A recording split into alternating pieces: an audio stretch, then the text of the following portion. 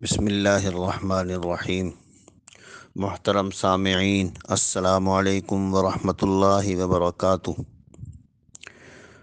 557 ہجری کا یہ واقعہ ہے کہ سلطان نور الدین زنگی رحمۃ اللہ علیہ، جو نہایت نیک بادشاہ تھے، ایک رات نماز تہجد سے فارغ ہو کر سو گئے۔ خواب میں حضور صلی اللہ علیہ وسلم کی زیارت ہوئی۔ آپ نے دو آدمیوں کی طرف اشارہ فرمایا جن کی آنکھیں نیلی تھی کہ ان دونوں سے میری حفاظت کرو۔ سلطان کی گھبراہٹ سے آنکھ کھل گئی، فوراً وضو کیا اور نوافل پڑھ کر پھر لیٹ گئے اور پھر یہی خواب دیکھا۔ اس طرح 3 مرتبہ یہ خواب دیکھا۔ فوراً اپنے وزیر جمال الدین کو بلایا، اس سے مشورہ کیا۔ وزیر نے کہا کہ اب بلا تاخیر مدینہ منورہ روانہ ہونا چاہیے اور اس خواب کا تذکرہ کسی سے نہ کریں۔ چنانچہ بادشاہ سلامت 20 افراد کے ساتھ مدینہ منورہ روانہ ہو گئے۔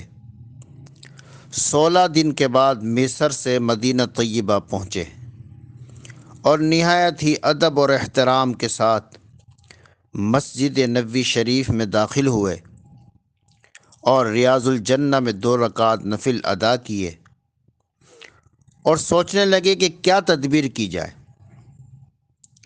وزیر نے اعلان کیا کہ بادشاہ تشریف لائے ہیں، تمام اہل مدینہ کو انعامات سے نوازیں گے، اور ایک بہت بڑی دعوت کا اہتمام بھی کیا گیا جس میں تمام مدینے کے رہنے والوں کو بلایا گیا۔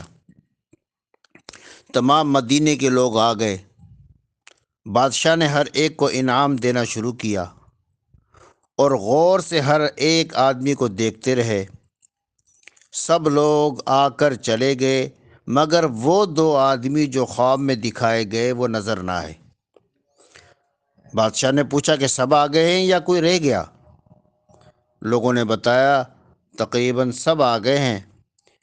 پھر دوبارہ بادشاہ نے پوچھا تو لوگوں نے بتایا کہ صرف 2 آدمی ہیں جو بہت ہی نیک عبادت گزار، وہ نہیں آئے۔ وہ خود بہت سخی ہیں، مدینہ والوں پر بہت سخاوت کرتے ہیں۔ بادشاہ نے حکم دیا کہ ان دونوں کو بھی بلاؤ۔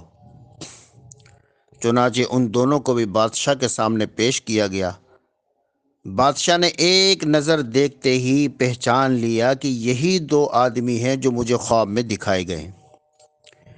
بادشاہ نے ان سے پوچھا کہ تم کون ہو، کہاں سے آئے ہو؟ کہنے لگے کہ ہم مغرب کے رہنے والے ہیں، حج کرنے آئے تھے، حج سے فارغ ہو کر مدینہ آئے تو بس آپ صلی اللہ علیہ وسلم کی محبت میں یہیں رہ گئے۔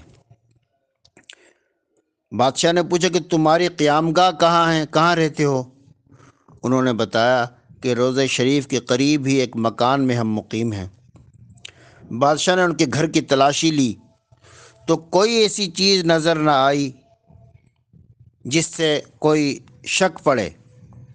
ادھر مدینہ کے لوگ ان دونوں کی بہت سفارش کر رہے تھے کہ یہ بہت نیک ہیں، بزرگ ہیں، دن بھر روزہ رکھتے ہیں، رات کو اللہ کی عبادت کرتے ہیں اور ہر نماز ریاض الجنہ میں پڑھتے ہیں اور بہت ہی سخی ہیں۔ دفعتاً بادشاہ کو خیال آیا کہ ان کے مصلی کی جگہ کو دیکھا جائے۔ ان کا مصلی ایک بوریے پر بچھا ہوا تھا، اس کو اٹھایا تو اس کے نیچے ایک پتھر تھا۔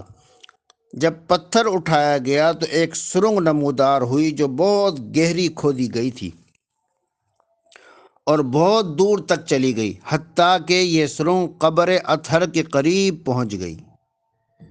بادشاہ نے ان کو فوراً گرفتار کرا دیا اور ڈرایا، دھمکایا کہ کیا ارادہ تھا تمہارا؟ تو انہوں نے بتایا کہ ہم دونوں عیسائی ہیں۔